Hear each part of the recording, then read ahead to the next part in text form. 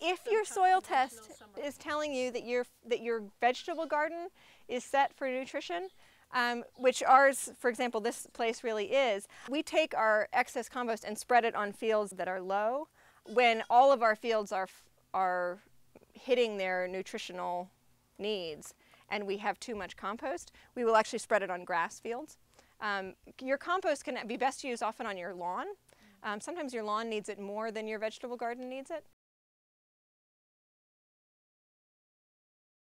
In terms of the conventional additives, I think if you're composting it for long enough, if it's a year or so that you're turning it, most of those things will probably break down.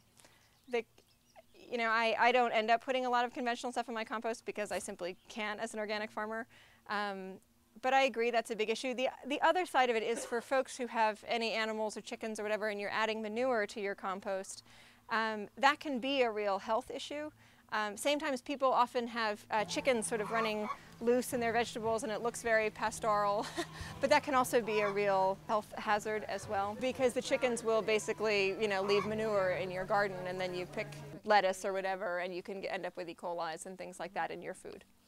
So the organic guidelines, the National Organic Program, requires that any manure application to a field be 120 days before the harvest of a vegetable off that field. I used to, when I was not farming but gardening on a smaller scale, I had a worm bin and I put all of my paper in my worm bins and they broke it down and composted it long before it went actually into the garden.